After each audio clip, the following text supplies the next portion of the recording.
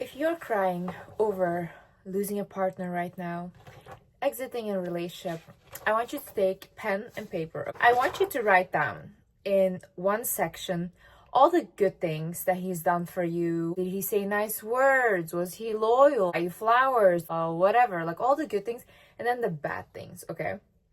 Then I want you to look at that paper. And if the bad column is way longer than the good one, I want you to fold the paper like this, okay? Fold the paper. And then I want you to start drying your tears. Okay. Then I want you to go to the bathroom and I want you to take a deep look in the mirror. And I want you to ask yourself, why am I crying over losing a problem? Because honey, you did not have a partner, you had a problem. Hi guys, my name is Liz and welcome back to my channel. In this video, I will show you how to get over heartbreak very fast, because honestly in my life, I've always gotten over things very fast, especially in a relationship. I've done some things that I feel like really helped me and can help you too. First thing I want you to ask yourself is, was the relationship genuinely good? We have this psychological phenomenon. It's called rosy retrospection. So what our brain basically does in any situation that involves loss, like loss of a friendship, loss of a job, loss of a partner, what your brain is going to do is remember the more positive memories, because it's like a coping mechanism for the brain to just make you feel better. Now, you have to genuinely be honest with yourself and get out of that emotional state and be like, let me actually reflect on the relationship. What I, for example, did with my recent ex right now, when I just found out about the cheating, I was like for 2 days in very much shock, because this person portrayed themselves as someone that they weren't. So now I have to question, who did I sleep next to for the past year? You know, like who is this person actually? So then when I started really reflecting on the relationship, I was like, it wasn't that good. I felt suffocated. I had all these things and I'm like, the relationship wasn't good. So I honestly got what I wanted. And I remember the first time that I saw him again was in London. That was like 3-4 weeks after this all had happened. And we sat down and we had a conversation, and I looked at him and I said, you know, I'm so grateful that you did this, because you allowed me to step out of this relationship. Because I'm the kind of person, I am very patient with a partner and I don't like to date around. I will stick to one partner. And even if like things happen where I'm like, oh, that's a red flag, but it's not that bad, so then I stay. After only a shocking things happen or something where I'm like, oh, that I can definitely not accept, I feel like I give myself permission to leave. Because otherwise I constantly feel bad for the person. I feel like I'm abandoning them, you know? Ask yourself, like, was the relationship genuinely good? Or are you literally like talking yourself into thinking that it was genuinely good? Because if it was that good, why did it end? Like, what was the reason that it ended? Another thing you should ask yourself is, are you heartbroken or is your ego hurt? So when our ego is hurt, we normally look at our self-worth, okay? We feel like we weren't worthy enough, or that person didn't view us as highly as we thought they would, or love us as much. But I can honestly tell you, honey, listen to me, it was not about you. If a person did something bad to you, or if they cheated on you or did whatever, there is nothing you could have done that person would not have done that. That is their character. And you shouldn't take their character and put it on yourself and be like, this defines me. No, it doesn't define you. Like, if you were genuinely good with them, if you were honest, if you were loyal, and they did you like that, then there's nothing you could have done. You could have like literally controlled them more, did this more, did that more, whatever. They would have still done that. That is in their character. You have to think like, oh my God, someone that wants to hurt someone in that kind of way, how do they think? You have to be very, very selfish, first of all, and you have to be so inconsiderate of your partner to do that. So they just didn't consider you, and they won't consider the next person. That is the pattern. That is who they are.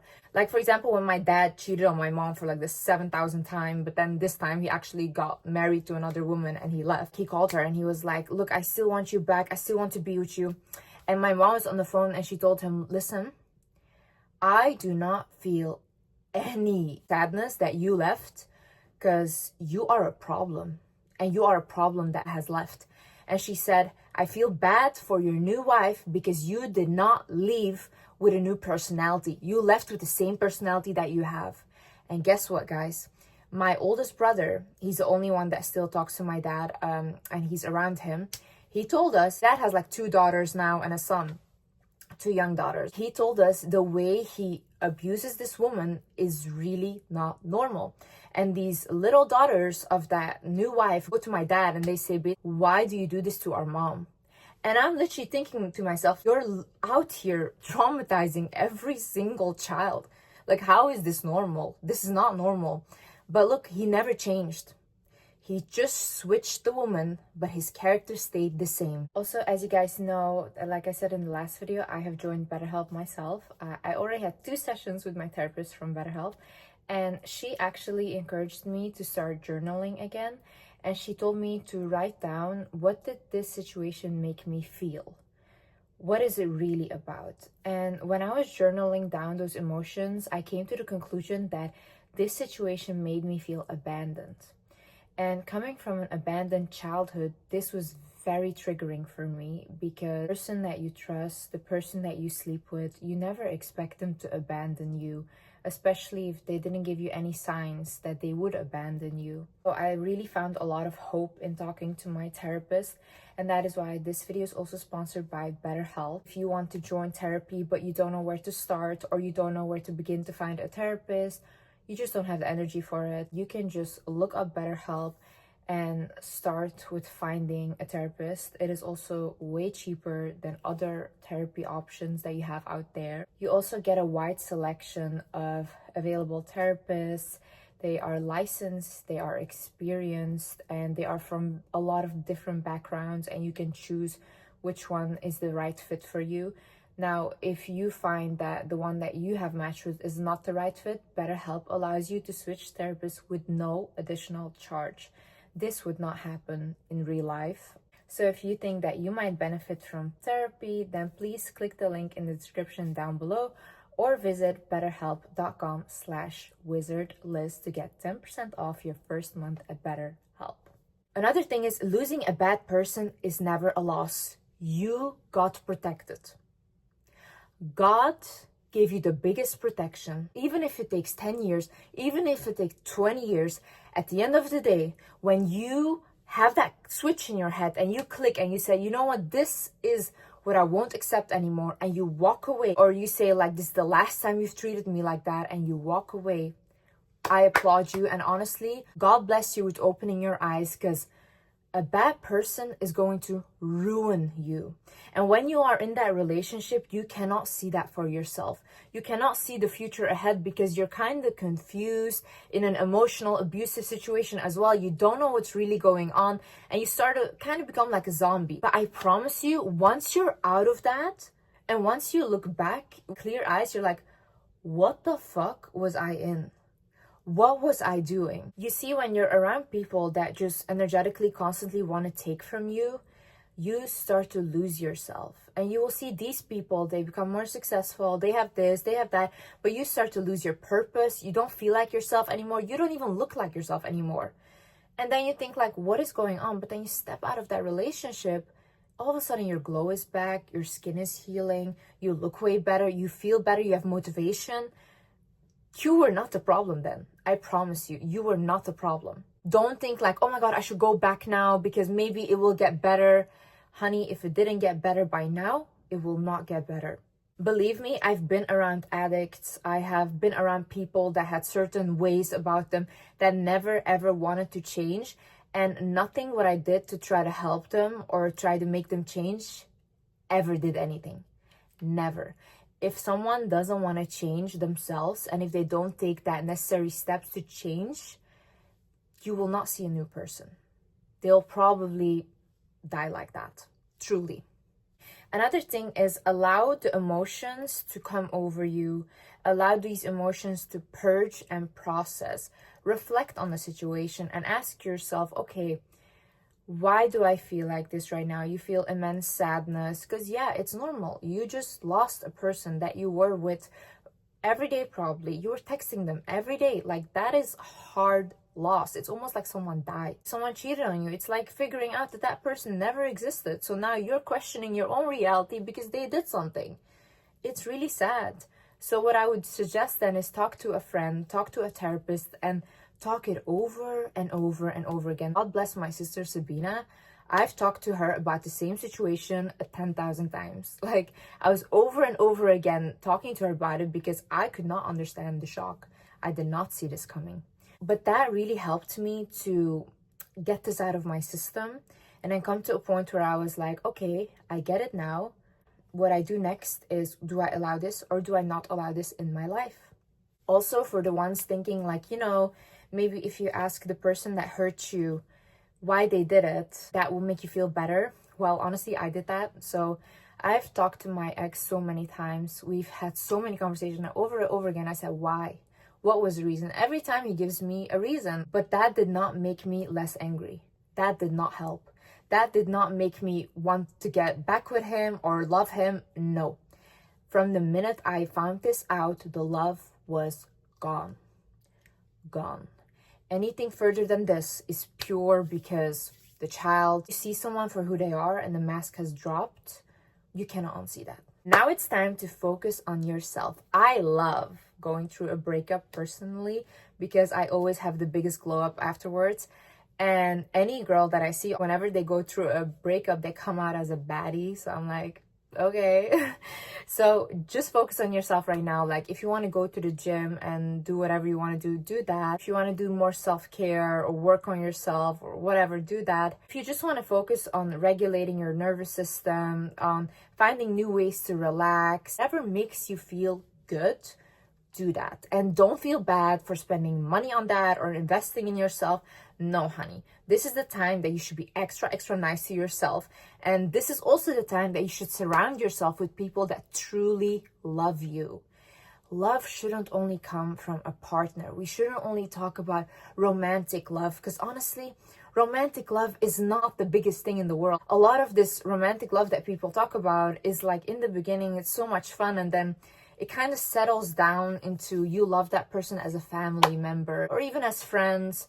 That's how you like go on and you stay with them. But for example, if you have love from your animals, if you have love from your friends, you have love from your siblings, really be around these people and talk to them. I literally spend so much time with my family, my brothers, my mom, and I'm so grateful to have such a good support system around me because these people make me feel so good about myself. Surround yourself with people that uplift you, that want to see you do good. And if you don't have those people in your life or in your family, go out and find them. Also understand that you are not alone in this. The reason that I share these things online and share my whole journey is because I really want people to truly see what I'm going through. And I know that a lot of things I maybe should keep for myself. Like, my mom tells me, Liz, why did you say this? Liz, why did you say this? Like, don't say these things. But then I remember, like, what if someone genuinely thinks like me? Or what if someone is exactly in the situation like me? That can help them. Me talking about it can help them and can make them feel related and less lonely. So if I can make one person feel less lonely, even though I'm literally embarrassing myself a little bit, then it's my whole purpose. That's why I do this. So I think that's beautiful. If someone can look at my situation and learn from it and not repeat the same mistakes that I make, then that's also very beautiful. I think it's very, very vulnerable to come online and share all these things for millions of people. And then obviously you allow yourself to be judged, which I'm fine with that. Everyone is allowed to have their opinion. They don't need to agree with me because I don't agree with some things that I've done myself. So that's normal and that's human. There's so many more people that are maybe afraid to speak up about these things. But I think realizing that your situation is not unique and other people have gone through that and they have gone through that whole process will make you feel a lot better. Also, they've gone through it and they've came out of it really good, okay? So don't worry. Start adapting the mindset that everything happens in the most divine way.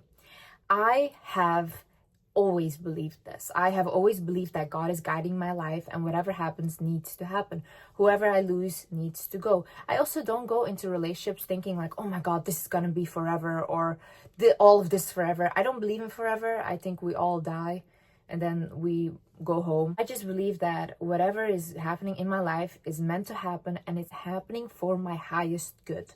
Start adapting that mindset. Whenever something happens to you, don't say, God, why did you do this to me? Ask yourself, what is this teaching me? What can I learn from this? And how is God allowing me to grow right now? I really believe that just because I have such a positive outlook on life, and I really put a lot of faith in God, that my life has always been miraculously, always very beautiful. I'm very grateful for that, even though I had a bad childhood, but even coming out of that, if I look back, I'm like, whoa, this is God's work, because how did I even do that? And anytime a situation happens to me, I come out of it 10 times better. And you have to also start believing that for yourself. When something bad happens, you have to be like, oh my God, I'm so excited, because now so many good things are going to happen for you. And when you receive those blessings, have immense gratitude. And last but not least, you will rise regardless. No matter what happens to you, no matter who leaves your life, no matter who bullies you, no matter whoever says whatever about you, you will rise. And every person that has done you badly will have to watch you rise, because God will put you right back together in front of the people that broke you. And I promise you that. I have not one time seen people that have been done dirty, that had good intentions, or that just really were good to a person, that did not rise after that. You will rise again and again. This is not the first time something bad has happened. This will not be the last time that something bad has happened. But at the end of the day, when you still have yourself, that is when you have won. At the end of the day, when you come home and you look in the mirror and you still hold your head high, that is when you have won. No matter what happens, everyone will always have to watch you rise. And that will be your revenge. Just creating a better life for yourself, leveling yourself up, is the biggest revenge. You don't need to do them like they did you. Because going down to their level, why go down? It's only up from here, honey. Anyways, guys, I hope this video helped someone and you enjoyed this video. I love you guys so much, and thank you so much for the love. Thank you so much for the support. You guys are so nice to me and so sweet to me, and literally the love that I've received from you guys is another reason why I feel so good. I feel so happy, and thank God that my stress and everything is not that bad.